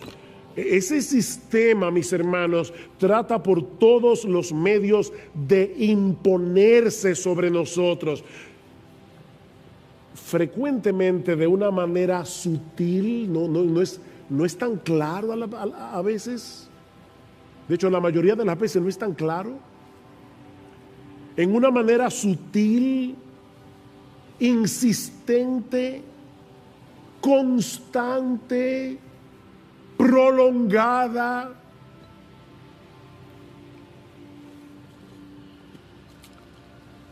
Una vez alguien le dijo a una hermana mayor de la iglesia, no de esta, no iglesia, no sé dónde, era una señora muy bondadosa, y alguien le dijo: usted es tan bondadosa y siempre trata de encontrarle el lado bueno a los demás, que hasta al diablo usted le encontraría algo bueno. Y dice ella, sí, su perseverancia. El diablo no se cansa. Él trata y trata y trata y trata y trata y trata de amoldarte a este mundo. Este sistema desprecia lo que verdaderamente tiene valor, la gloria y hermosura de nuestro gran Dios y Salvador Jesucristo, y al mismo tiempo exalta y valora aquello que es pasajero e intrascendente.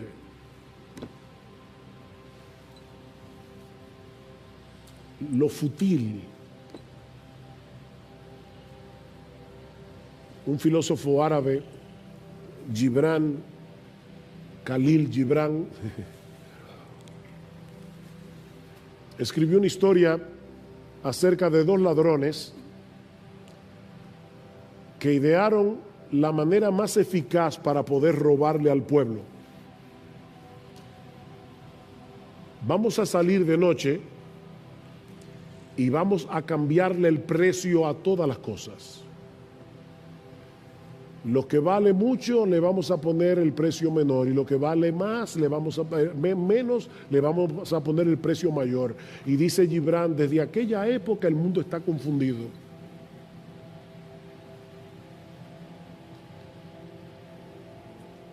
Nos están engañando. Y lo que Pablo está diciendo aquí es que debemos rebelarnos contra eso. Rebélate contra ese sistema. No dejes que te arrastren hacia ese sistema de valores. Te están engañando. Te están vendiendo gato por liebre. Te están cambiando espejitos por oro. ¿Y sabes cuál es el problema? Que todos nosotros nacemos ya con ese software instalado, una mentalidad equivocada. ¿Qué dice Pablo en Efesios capítulo 2? Y Él os dio vida a vosotros cuando estabais muertos en vuestros delitos y pecados, en los cuales anduvisteis en otro tiempo, siguiendo la corriente de este mundo, conforme al príncipe de la potestad del aire. Y éramos, Pablo se incluye, éramos por naturaleza hijos de ira, lo mismo que los demás. Tú y yo nacimos con ese software instalado para pensar mal.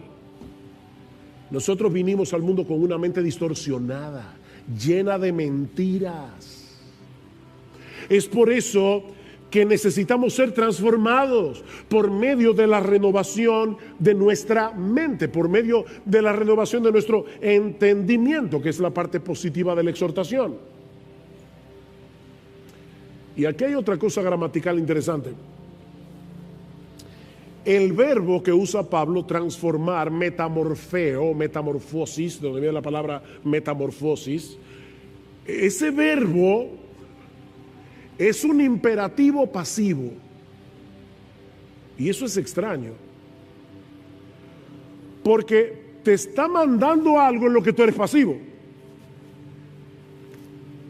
¿Cómo podemos traducir eso? Déjate transformar. Ven, déjate transformar. La verdadera santidad no consiste simplemente en tratar de cambiar nuestra conducta. No. Necesitamos permitir que la luz del Evangelio penetre, ilumine nuestro entendimiento, instale en nosotros una nueva forma de pensar, un nuevo sistema de valores. Ese proceso se inicia en la conversión. Dice Tito, fuimos renovados por el Espíritu Santo, y usa la misma palabra aquí. Pero es algo que continúa a lo largo de toda nuestra vida. Ahora, noten que aquí no estamos hablando simplemente de recibir nueva información. Estamos hablando de dejar que el Evangelio transforme por completo nuestra forma de ver la vida. Dejar que el Evangelio transforme por completo nuestra forma de ver la vida al contemplarla a través de la hermosura de Jesús. No es simplemente nueva información, no es que, mira, esto está mal y ahora esto está bien. Eso es una información. Ese cambio no dura. Si tú no estás contemplando con deleite la gloria de Jesucristo. Escuche cómo Pablo describe este proceso de transformación. Según los Corintios 3:18. Por tanto, todos nosotros, mirando a cara descubierta como en un espejo la gloria del Señor, somos transformados. Metamorfosis otra vez. Somos transformados de gloria en gloria, en la misma imagen, como por el Espíritu del Señor. ¿Sabes cómo funciona esto?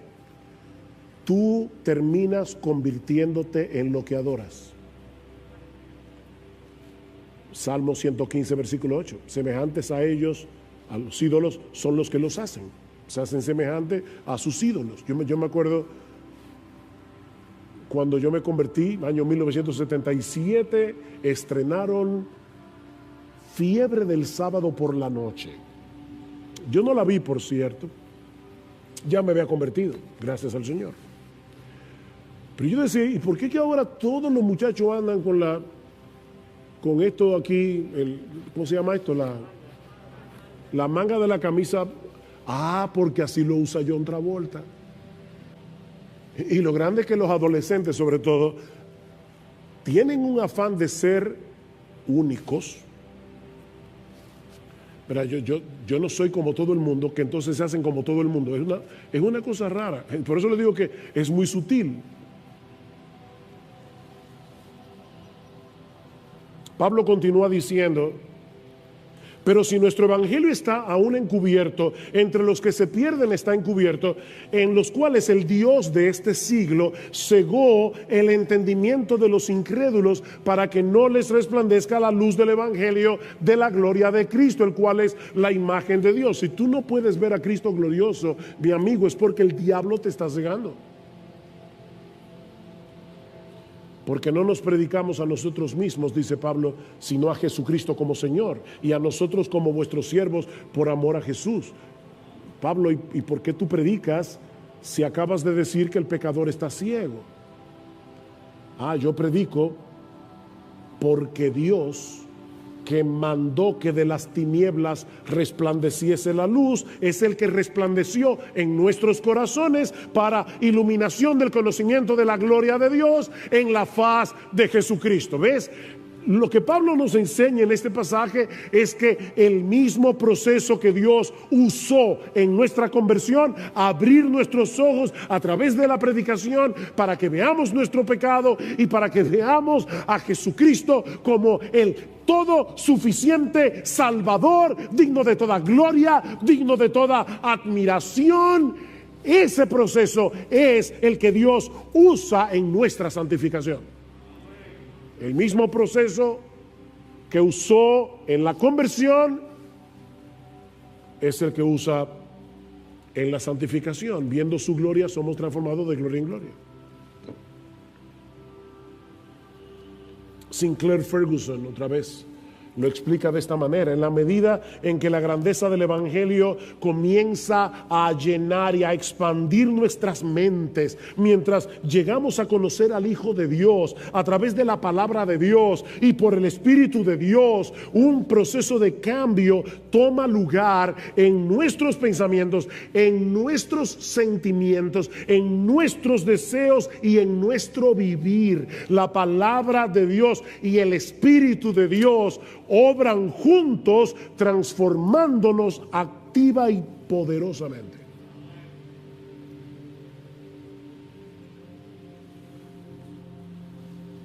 Solo de ese modo podemos verificar cuál es la voluntad de Dios, lo que es bueno, aceptable y perfecto. Dice Romanos 12:2.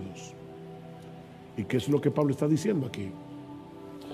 que cuando la mente es renovada por la palabra de Dios y comenzamos a valorar la gloria, la hermosura de Jesucristo por encima de todas las cosas y a encontrar nuestro máximo deleite en Él, no solo vamos a comprender cuál es la voluntad de Dios, qué es lo que Dios quiere de nosotros, sino que vamos a estar de acuerdo con Él en que eso es lo mejor para nosotros. Por eso dice para que comprobéis. No es simplemente para que sepáis cuál es la voluntad de Dios. No es que ahora yo veo, ok, esta es la voluntad de Dios y eso es lo que me conviene. Eso es lo que me conviene. Porque Dios es misericordioso. Él no va a querer para mí nada malo. ¿Ven cómo volvemos a la exhortación del versículo 1? Vamos a querer consagrarnos por entero a Dios porque entenderemos que la verdadera satisfacción y la verdadera felicidad solo se encuentra en nuestra comunión con Él por medio de Cristo, transitando en la senda de su santa y perfecta voluntad. Los mandamientos del Señor son rectos y por eso alegran el corazón.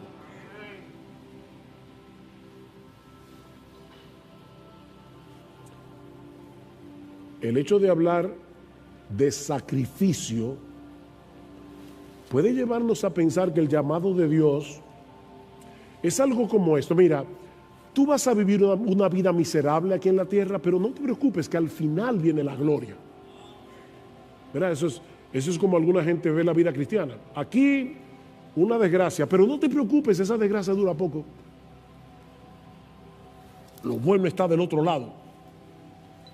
Eso es lo que el diablo quiere que tú creas.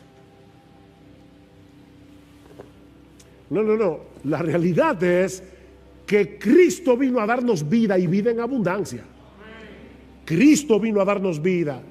Una vida que comenzamos a disfrutar aquí y ahora, sí, con las luchas, tentaciones, todo eso, pero que disfrutaremos en toda su plenitud cuando estemos en su presencia, deleitándonos en Él por los siglos de los siglos. Por eso es que Jesús comienza el sermón del monte diciendo, bienaventurados.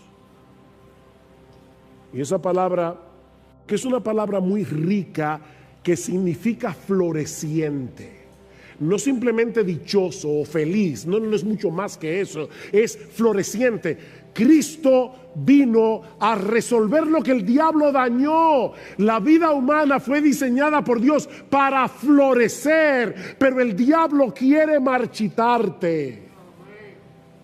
No te dejes engañar. Es el pecado lo que desgracia la vida humana, no los caminos de Dios. De manera que entregarnos por entero a Él, usando estos mismos miembros con los que antes servíamos al pecado para servirle a Él, para buscar su gloria en lo que hacemos, es la única forma razonable de vivir.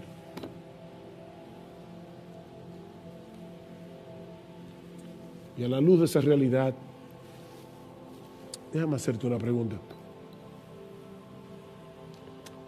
Leímos Filipenses 3, donde Pablo dice, yo lo tengo todo todavía por basura. Pablo escribió ese libro unos 30 años después de su conversión. Y él está diciendo, cuando yo vi la gloria de Jesús camino a Damasco, todo lo demás para mí se convirtió en basura. Y ¿saben qué? 30 años después lo sigo considerando basura por el incomparable valor de conocer a Cristo. Por el incomparable valor. Mi pregunta es, tú puedes decir lo mismo hoy. Yo no sé qué tiempo tú tienes de convertido, pero tú puedes decir hoy, cuando yo miro al mundo y veo a Cristo, yo veo eso como basura. Lo tengo todavía como basura. Mi hermano, ¿cómo está tu vida espiritual? De verdad, en serio, hoy, ¿cómo está tu vida espiritual? Mi esposa me dijo ayer o antes de ayer, no me acuerdo, que debemos tener cuidado para no vivir de glorias pasadas. Y yo le dije, uy, qué bueno está eso. Lo voy a decir en el mensaje. Porque hay hermanos aquí que tienen ya bastante tiempo en el Señor y pueden estar viviendo de gloria pasada. ¿Tú te acuerdas cuando salimos a evangelizar y visitar los hospitales? Sí, pero eso ya pasó. Yo estoy hablando de ahora. No vivas de glorias pasadas. Eso ya pasó. Es como está tu vida espiritual hoy, ahora. ¿Qué tan intencionalmente tú estás viviendo hoy, procurando la gloria de Dios en todo lo que haces, procurando que Él sea reconocido como hermoso, como digno de obediencia, como digno de adoración?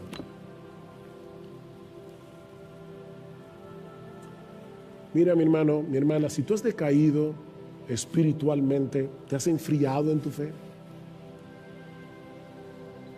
es porque has olvidado las misericordias de Dios y porque has perdido de vista la hermosura de Jesús.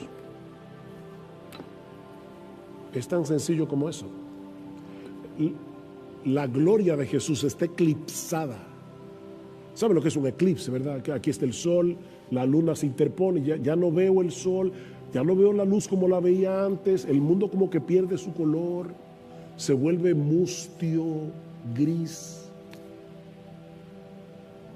¿Es así como tú ves la vida cristiana ahora? Jesús está eclipsado porque otras cosas se están interponiendo entre tú y Él.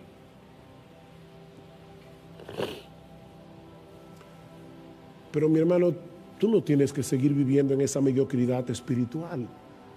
Vuelve a meditar en las misericordias de Dios para contigo. Vuelve a meditar en las misericordias de Dios, en las pasadas, en las presentes. Recuerda, nuevas son cada mañana. Hace mucho leí la historia de un individuo que va manejando su carro y cuando llega a la vía del tren, de repente el carro se le apaga. En medio de la vía. Él tranquilamente no ve ningún tren a la vista, comienza a tratar de desabrocharse el cinturón de seguridad para prender el vehículo, pero el cinturón está trabado. Y de repente él ve a lo lejos un tren que se acerca. Y ahora él está latiendo a 1000 por hora, tratando de quitarse el cinturón, pero el cinturón sigue trabado. Y el tren se acerca. Y cuando ya el tren está a punto de arrollarlo, él siente que algo lo golpea por detrás y él mira por el retrovisor y se da cuenta que es alguien en un camión que decide meterse en la vía para sacarlo a él y el tren se lo lleva de encuentro. Y ahí se le destraba el cinturón de seguridad. El individuo sale del coche, del carro, mira el camión destrozado y al hombre seguramente muerto, y él no sabe cómo agradecer el hecho de estar vivo, el hecho de estar vivo. Pero la historia no termina ahí. De repente él escucha un ruido raro en el baúl del carro. Y cuando lo abre, se da cuenta que su niño de 5 años jugando se había escondido en el baúl. Y si él había estado agradecido hace 2 minutos, ahora ya él no sabe cómo postrarse y dar gracias por lo que ha sucedido. Mi hermano, lo que yo te estoy diciendo es lo siguiente: cada vez que nosotros venimos a la iglesia y vemos una nueva faceta del Evangelio, y vemos una nueva faceta de la hermosura, de la gloria, de la majestad incomparable de nuestro Dios, de las misericordias de Dios. Es como si encontráramos niños en el baúl cada domingo, otro niño y otro niño y otro niño. Las misericordias de Dios. Oh, mi hermano, medita en la misericordia de Dios y sumérgete en su palabra. No hay otro remedio. Sumérgete en las Escrituras para que puedas volver a contemplar la gloria de tu Salvador. Porque recuerda que es contemplando su gloria que somos transformados de gloria en gloria en la misma imagen. Como por el Espíritu del Señor. No hay atajos aquí. Cómete este libro. Cómete este libro. Cómete este libro. Pero no buscando más información, sino buscando a Jesús en este libro.